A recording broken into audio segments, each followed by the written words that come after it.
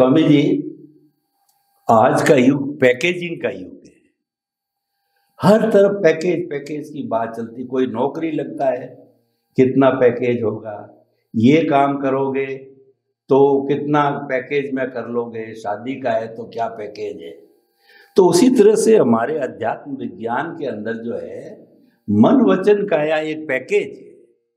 क्योंकि मन वचन काया को अध्यात्म विज्ञान तो मन वचन काया तथा उससे जुड़ी हुई हर अवस्था मात्र कुदरती रचना है, यानी परिणाम मानता है। और जो सांप्रदायिक इसको पुरुषार्थ मानता है, ये बहुत बड़ा भेद है, इसको अलग से विवेचन करेंगे, बहुत बड़ा चैप्टर है। मैं तो अभी यही जानना चाहता हूँ, ये मन वचन काया का पैकेज कौन देता है और कैसे देता है। ये तीनों आते कहाँ से?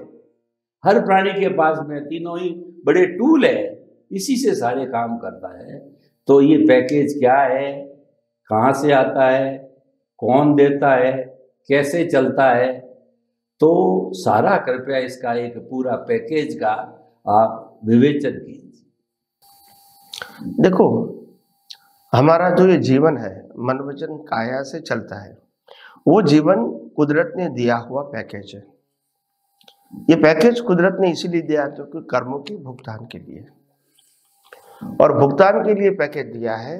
तो जहां तक भुगतान रहेगी वहां तक पैकेज रहेगा, सफरिंग। तो कहने का मतलब ये है, ये पैकेज कुदरत इसीलिए देता है ताकि आपको इसी प्रकार की सफरिंग करना है जीवन में पाप पुण्य के माध्यम से। और जहां तक आपका कर्मों का पैकेज है, वहां तक लाइफ आपकी सलामत रहेगी। तो इस प्रकार से ये जो पैकेज का हिस्सा है, शरीर के रूप में या अवस्था के रूप में, कर्म फल के रूप में, ये जो पैकेज है वो पैकेज कर्म फल स्वरूप है। क्या है? कर्म फल स्वरूप। ये पैकेज आत्मा का हिस्सा नहीं। मगर आत्मा की हाजिरी से जो कर्म बने हैं, इसकी भुगतान के लिए कुदरत शरीर और संयोग के रूप में पैकेज देते हैं। मगर एक बात जरूर ध्यान रखो कि पैकेज का मतलब होता है प्राप्त होना और कंज्यूम होना। पैकेज कैरी फॉरवर्ड नहीं होता है, नहीं होता। प्राप्त होना और कंज्यूम। जैसे हमको पगार मिलता है, यूज हो जाता है, सेविंग नहीं होती, उसमें बचत होती है, तो आगे जाके यूज करोगे। मगर लास्ट में जो सेविंग होगा आप इसको कैरी ऑन नहीं कर सकते हैं। तो जो भी पैकेज है वो इस अवतार के लिए ही है।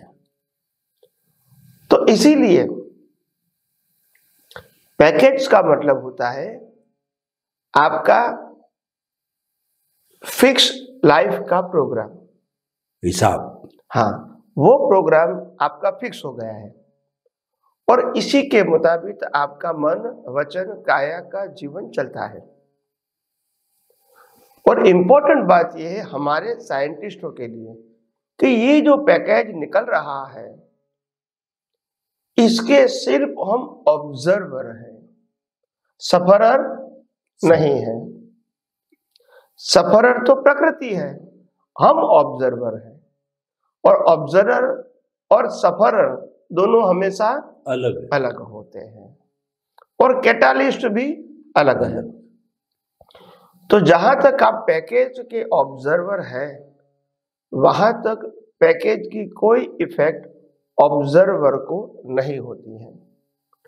मगर जब पैकेज के ऑब्जर्वर न होने के नाते आप पैकेज के साथ ही जुड़ जाते हैं, मालिकी भाव, कर्ता भाव और भोक्ता भाव से, तब आपको पैकेज नहीं लगता है, लगता है पैकेज ही मेरा जीवन है। क्या लगता है? जीवन है।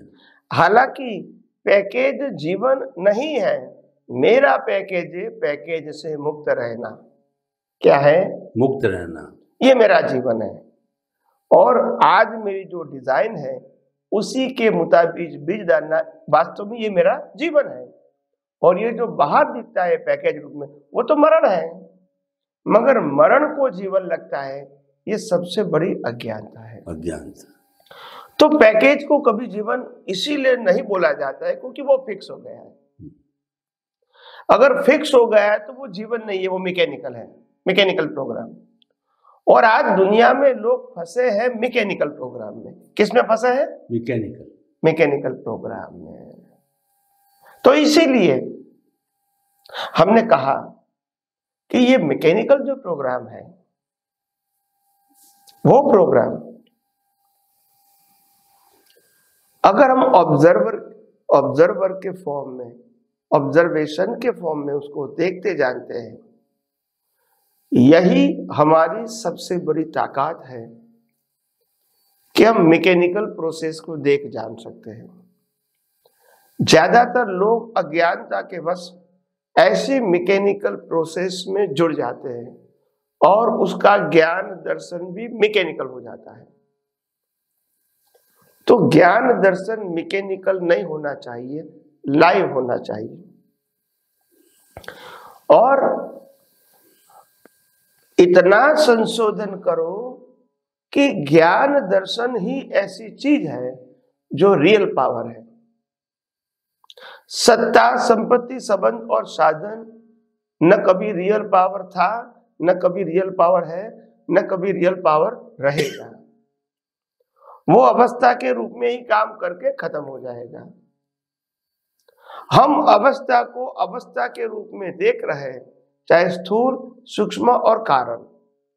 ये हमारा ज्ञान दर्शन है।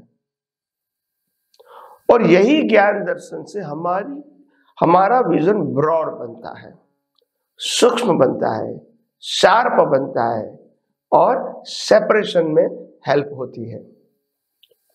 तो हर बातों में जो पैकेज की बात होती है, वो पैकेज का अगर हम ऑब्जर्वर बनते हैं तो मैं समझता हूं आध्यात्म मुक्ति के मार्ग में आगे बढ़ना आपके लिए आसान हो जाता है, क्योंकि पैकेज खुद ही फिक्स है और एवरी मोमेंट अपने आप कंज्यूम हो रहा है।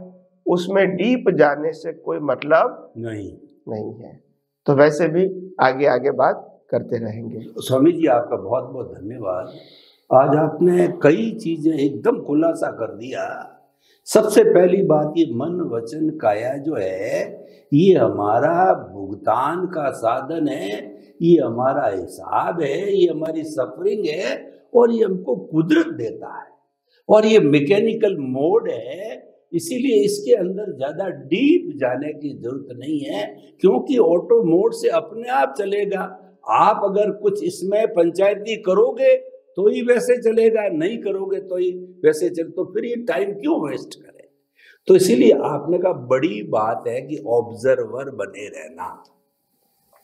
ऑब्जर्वर बने रहने से जो ये कुदरत ने पैकेज दिया है उसको हम दर्शक रूप में देख सकेंगे, जुड़ेंगे नहीं, उसको मैं मेरा रूप में नहीं मानेंगे। और ये ऑब्जर्वरशिप रहने से नो ऑनरशिप, नो डूअरशिप और नो ब्लेम, नो क्लेम, कुछ भी नहीं आएगा। और there will be no new causes and you will be free from all sufferings.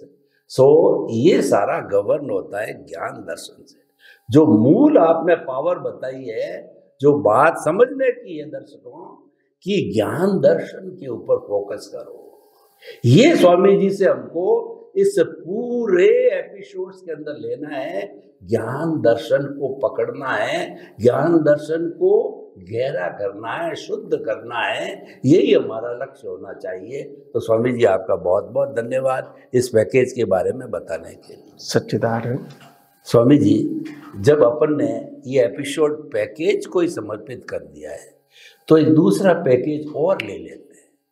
अभी आपने बताया कि कर्मों के कारण जीवन चलता है, कर्मों के कारण मन वचन काया का पैकेज चलता है, और कुदरत जो है अपनी ड्यूटी के अंतर्गत उसने ले लिया आपका जो पुराने समय के अंदर आपकी डेथ होने के समय में एज ए जो आपने कॉपी सुपुर्द की आंसर शीट को, तो रिजल्ट उसने कहा मैं दूंगी।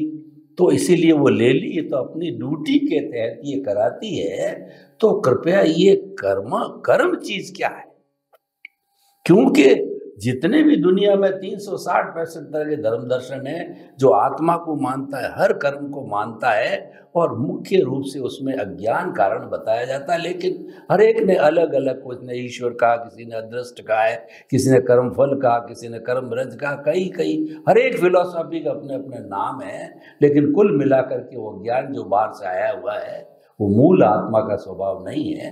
तो स्वामी जी, कर्म क्या है, कर्म कैसे बनते हैं, और कर्मों से कैसे हम अलग रह सकते हैं, और कर्म जो है कैसे भुगतान होता है, कौन कराता है, ये कर्मों का पैकेज भी इतना जल्दी एक एपिसोड में भी नहीं होगा, अगले में भी लेंगे। लेकिन आप 2 भाग में डिवाइड करके रहिए। अभी तो कर्मों को पैकेज की कितने क्या वर्गीकरण अगले में लेंगे। तो कर्मों के पैकेज के बारे में कृपया जितना समय बचा है उसके बारे में आप उपदेश दीजिए। प्रश्न के लिए धन्यवाद। सबसे बड़ी बात यह है कि आमतौर से लोग कर्म की जो भाषा है वो समझने में, साइंटिफिक दृष्टि से समझने में असफल रहे हैं, क्योंकि आध्यात्म विज्ञान ये कहता है कि कर्म भाव से बनते हैं, क्रिया से या मन वचन काया से नहीं बनते हैं। और बाह्य समाज में मन वचन काया से कर्म बनते हैं, वो समझ के बोलबाला है। तो इसीलिए लोग सच्चाई समझ नहीं पाते हैं। ये बात जरूरी है कि व्यवहार जगत में मन वचन काया की कीमत तो होनी चाहिए, नहीं तो व्यवहार चलेगा नहीं। मगर व्यवहार और निश्चय दोनों हमेशा अलग होने चाहिए। व्यवहार में जो जरूरी है वो होना ही चाहिए, और निश्चय में जो होना जरूरी है वो भी होना चाहिए। तो निश्चय तो ज्ञान दर्शन सम्यक है, उनकी दृष्टि के रूप में है, और व्यवहार तो तुम्हारा संजोगों के अधीन है। जब संजोगों के अधीन जो व्यवहार होता है वो व्यवहार की बोलबाला जगत में होती है, क्योंकि वही आपकी पहचान है। परंतु ये जो व्यवहार है वो व्यवहार हम जिस प्रकार से करते हैं उस प्रकार में हम अगर जान जाते हैं कि ये व्यवहार हो रहा है, कर रहे नहीं है, तो फिर वो व्यवहार का बोझा नहीं होता है। व्यवहार तो व्यवहार ही है, मगर बोझा नहीं होता है। और इसीलिए जो व्यवहार के अंदर बोझा नहीं है वो व्यवहार सच्चा व्यवहार है। जो व्यवहार में बोझा है वो व्यवहार कर्ता पद, भोक्ता पद और मालिकी भाव का है। वो आपकी दृष्टि में अज्ञानता के कारण ये कर्ता, भोक्ता और मालिकी पद होता है। तो मैं समझता हूं व्यवहार निश्चय दोनों ही है, मगर व्यवहार हमको जब अपने आप मैकेनिकल प्रोसेस से खत्म हो रहा है, इसके लिए ज्यादा सोचने की, तनाव करने की जरूरत नहीं है। भीख और भय की भी जरूरत नहीं है, क्योंकि जिस प्रकार की भुगतान रहेगी उसी प्रकार की शक्ति देना ये कुदरत का काम है। अगर आपको 5 करोड़ का नुकसान होना है पाप के उदय से, तो पहले 5 करोड़ रुपया कुदरत को आपको देना पड़ेगा, बाद में जाएगा। तो पैकेज में हमारी कोई जिम्मेदारी होती ही भी नहीं है। भाई मैं पढ़ा लिखा हूं इसीलिए मेरे को पैसा मिलेगा, भाई मैं मेहनत करता हूं इसीलिए पैसा मिलेगा, भाई मेरे पास बुद्धि बहुत है इसीलिए पैसा मिलेगा। जरूरी नहीं है।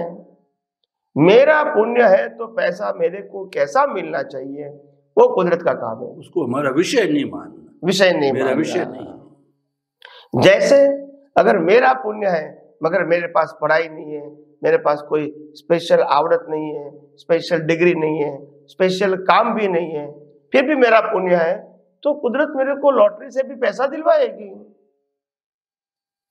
और ये भी नहीं है तो मेरे पास जो मकान है वो मकान की कीमत अपने आप 25 टाइम बढ़ जाएगी, तो मेरे को तो पैसा मिल गया।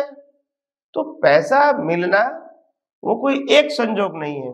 आपकी क्रेडिट होगी तो कुदरत को कोई भी संजोग से देना पड़ेगा, और आपकी डेबिट होगी कुदरत कोई भी संजोग से ले लेंगी। इसमें आप फिजिकल लेंगे वो जरूरी, ट्रांजैक्शन करेंगे वो जरूरी नहीं है। चोरी से ले लेगी, बीमारी से ले लेगी, कोई भी, वो भी चोरी से ले लेगी, बीमारी से ले लेगी, किसी को देंगे वो वापस नहीं देंगे, ऐसे भी ले लेंगी। और आपकी जो इन्वेस्टमेंट है उसकी कीमत 100 से 20% हो गई तो भी कुदरत ने ले लिया आपके पास, घाटा लग गया। तो कहने का मतलब ये देने लेने का काम कुदरत का है, आपके पाप पुण्य के कर्म के हिसाब से। तो इसीलिए उस प्रकार का तनाव हमको लेने की जरूरत नहीं है। तो इसीलिए हमने कहा कि भारतवर्ष में बहुत सारे लोग अगर ये विज्ञान जानेंगे और विज्ञान की टेक्नोलॉजी जानेंगे, टेक्नोलॉजी का मतलब यूज, विज्ञान का मतलब प्रिंसिपल और टेक्नोलॉजी का मतलब प्रिंसिपल का उपयोग, तो विज्ञान और टेक्नोलॉजी जानेंगे तो मैं समझता हूँ भारतवर्ष में और विश्व में भी ये जो आध्यात्म विज्ञान है वो अपने सनातन सत्य के बेस पर हजारों लाखों लोगों को वर्तमान और भविष्य में भी प्रेरणा देता रहेगा। स्वामी जी आपका बहुत बहुत धन्यवाद। कर्म को आपने ये बताया कि कर्म को कर्म फल के रूप में मानो, और कर्म फल जो दिलाने वाली जो एजेंसी है वो कुदरत है, वो अपना काम करेगी, आपकी 1% भी जिम्मेवारी नहीं है। भगवान कृष्ण कहते हैं कि तू तो, जो गीता में कहते हैं, तू तो भक्ति मार्गी बन जा, तू चाहे चोर है, डकैत है, बुरा है, रेप करने वाला है, तू तो मेरे को समर्पित हो जा, मैं तो ईश्वर का काम करता हूँ, ईश्वर का हूँ, तो तेरी कोई जिम्मेवारी नहीं, तेरे को मुक्त कर दूंगा। तो कुदरत भी यही कहता, तू तो मेरे को समर्पित हो जा, सुबह से शाम, जन्म से मृत्यु, जब तक मुक्त नहीं होता है तो मुक्त करने की जिम्मेवारी कुदरत लेती है। कितनी सुंदर व्यवस्था है। तो कर्म का जो संबंध है वो कर्म फल के रूप में है, लेकिन जो कर्म जो सृजन होता है वो मुख्य चीज है। कर्म फल तो उसका पार्ट है, वो तो रेडीमेड बना बनाया फिल्म के रूप में आता है।